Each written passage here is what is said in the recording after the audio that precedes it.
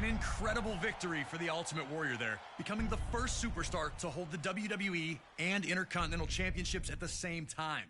A truly historic feat on the grandest stage of them all. A victory that signaled a new wave of change that was about to hit all of WWE.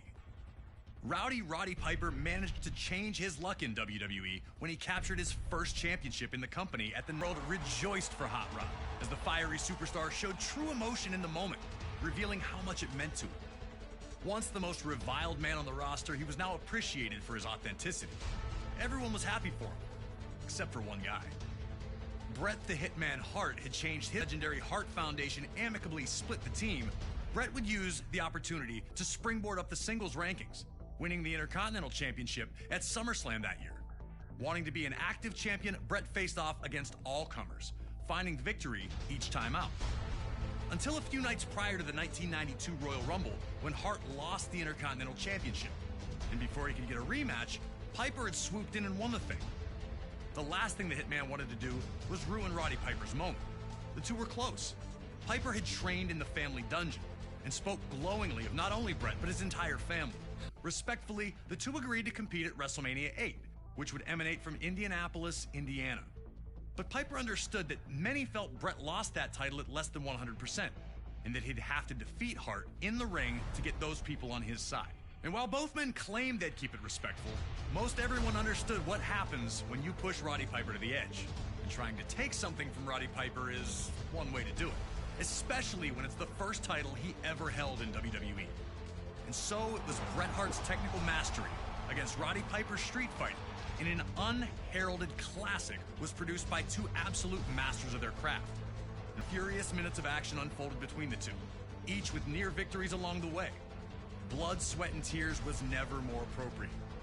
The two gave their all on the goal of earning the WWE Intercontinental Championship. So, get in there and do your best to beat Roddy Piper to the punch. But beating Hot Rod is no easy task, even if you are the best there is, the best there was, or the best there ever will be.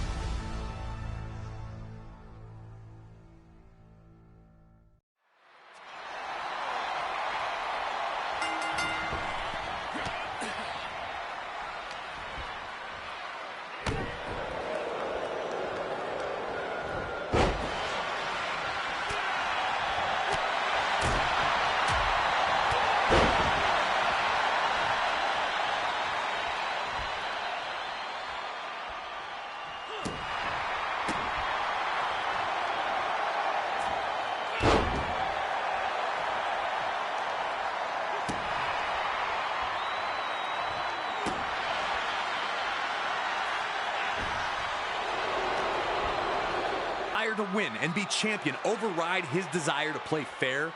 Could Hart use Piper's legendary temper as a constant exploit? Piper was already reverting to the man people knew him to be, and Hart was looking to exploit that fiery temper by embarrassing Piper as often as possible.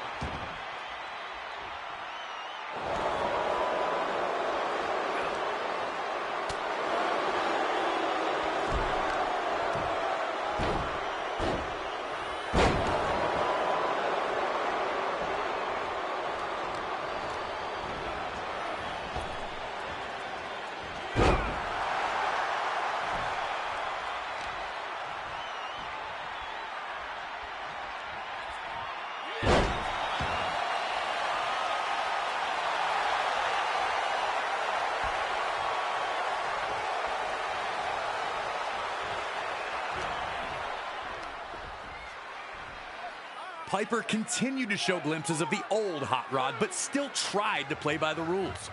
He was Piper slapped a taste out of Hart for gold bricking, as Bobby Heenan famously called it, and this once friendly competition was turning into the heated brawl many figured it would become.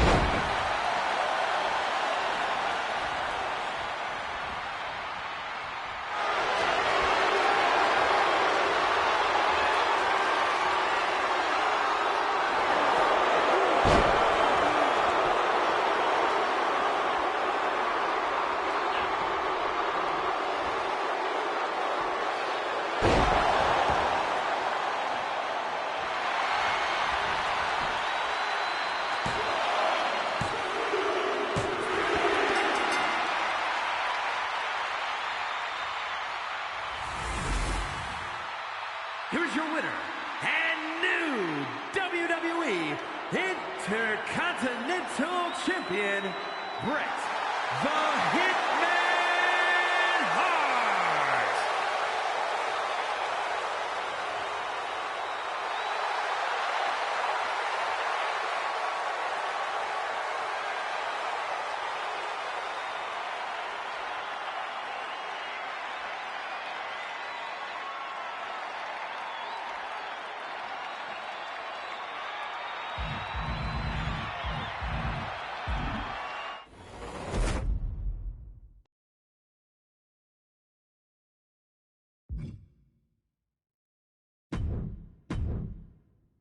A somewhat forgotten classic sees the journalism from him, makes the moment all the more memorable. Up next on this WrestleMania train down memory lane, we go to WrestleMania 10 in New York City, and the first ladder match to ever take place at WrestleMania. Shawn Michaels captured his first Intercontinental Championship with a big win over the British Bulldog on Saturday night's main event in the fall of 1992. But in the fall of 1993, Michaels would be stripped of the championship due to inactivity. As the Heartbreak Kid watched from the sidelines, Razor Ramon would capture the vacant championship. At the 1993 Survivor Series, Michaels would announce that he was back, and that he only had one mission: to humiliate Razor Ramon, who he considered to be a fake champion. Having never been defeated in the ring, HBK still believed he was the rightful Intercontinental Champion. But Shawn wanted to play games with the bad guy, interfering in his matches and even performing. Shawn was also very open about relying on his 7-foot monster of a bodyguard, Diesel, to help him get through any tough situations. WWE officials, forced with figuring out how to decide who the true Intercontinental Champion was, came to a decision. Both championship titles would be suspended above the ring in a ladder match. The winner would be the first superstar able to incapacitate their opponent long enough to climb the ladder, grab both championships. This matchup would see both men use everything they could to stop the other, including the ladder, repeatedly. It was used as a battering ram, even as a perch from which to dive for a huge splash. Both Razor Ramon and Shawn Michaels laid it all on the line in this epic clash, leaving everyone breathless with each new flurry of offense. Stay focused, and maybe you'll be oozing enough machismo to climb that ladder of success.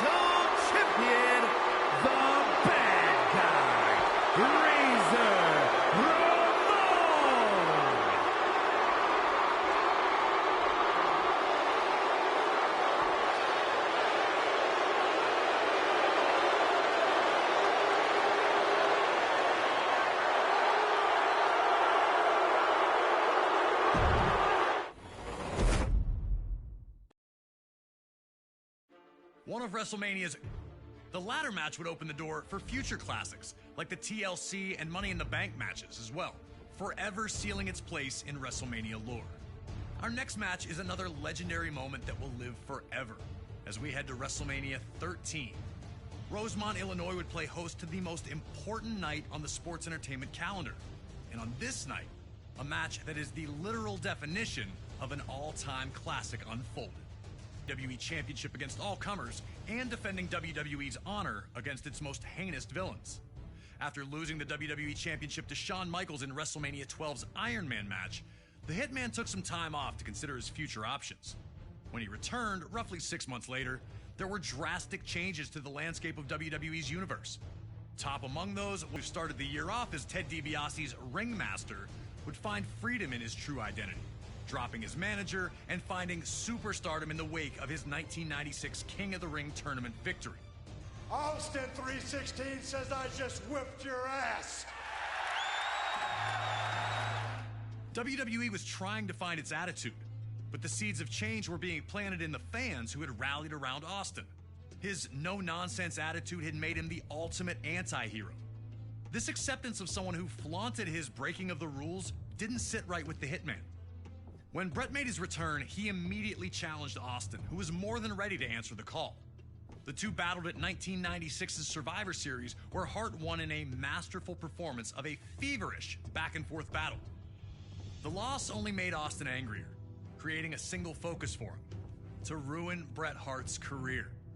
He'd eliminate Hart from the 1997 Royal Rumble match after officials missed Hart first eliminate Austin.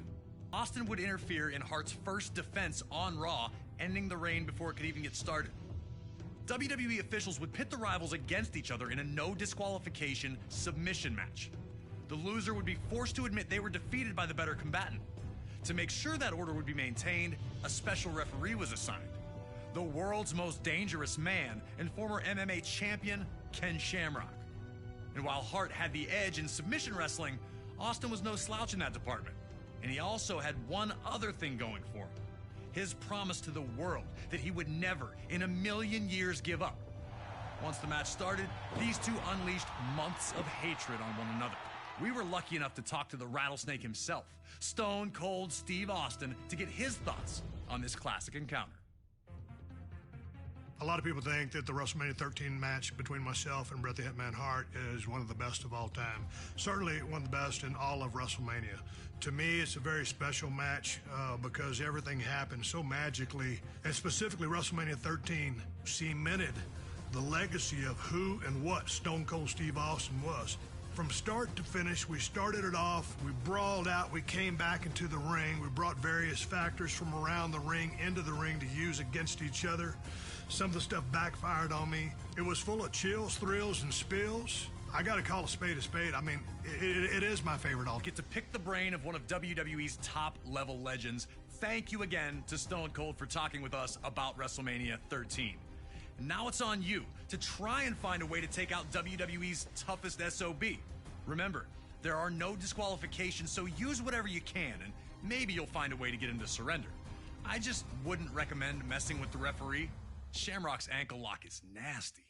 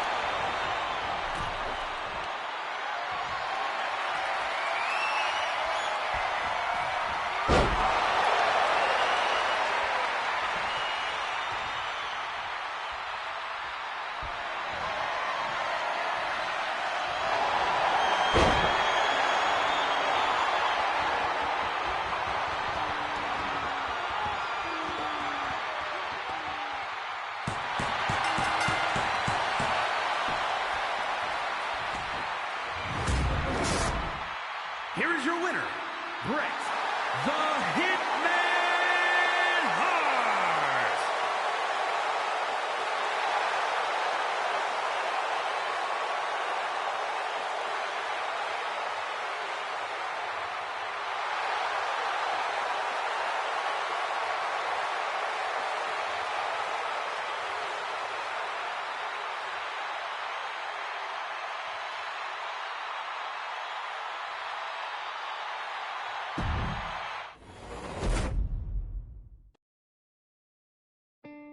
Despite being victorious, Bret Hart's post-match attack on Steve Austin only served to galvanize the fans into fully supporting Stone Cold. And Austin, even in defeat, would only increase his reputation by living up to his word, refusing to surrender in the match. Steve Austin fighting the sharpshooter with everything he has remains an enduring WrestleMania moment in a career filled with them. 4 years later, Austin found himself in a very different position in WWE. Taken out in a heinous attack at the 1999 Survivor Series, Austin would be out for nearly a year before returning at No Mercy in 2000. Austin would first look to exact revenge on those who took him out, Rikishi and Triple H, before setting his sights on regaining the WWE Championship. Stone Cold would then head to the 2001 Royal Rumble, entering at number 27. Before he could enter the ring, he'd again be attacked by Triple H, looking to avenge Austin's interference earlier in the night. Austin was in bad shape, but somehow managed to emerge victorious, securing his opportunity to compete for the WWE Championship at WrestleMania 17. Defending against Austin would be The Rock, Austin's main rival for years. The two legends personify the Attitude Era and had previously met for the WWE Championship in the main event of WrestleMania 15. That night, Stone Cold managed to defeat the corporate champ to regain the championship. On that same night that Rock captured the WWE Championship at No Way Out 2001, Austin would face Triple H in a 3 stages of hell match. Each fall would be held under different rules: a standard match, a street fight, and then a steel cage if necessary. While Austin took the early lead in winning the first fall, he'd lose the next 2 in a heartbreaker to Triple H. The loss shook Austin, who felt the wave of momentum he was riding should have been unstoppable.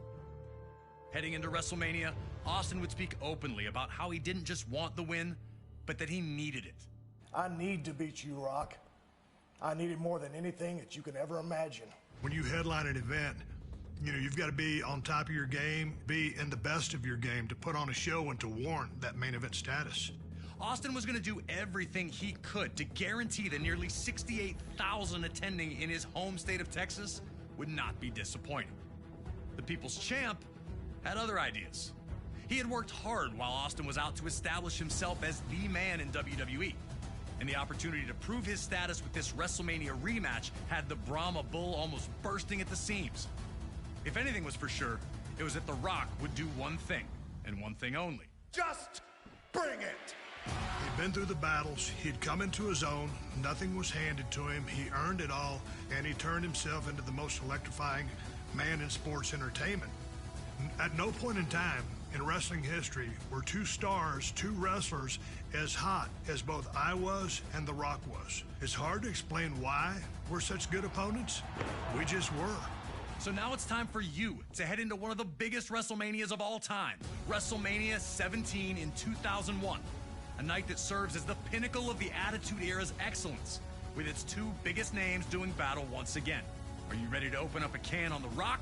Or will you find out that going one-on-one with the Great One isn't the electrifying opportunity it appears to be?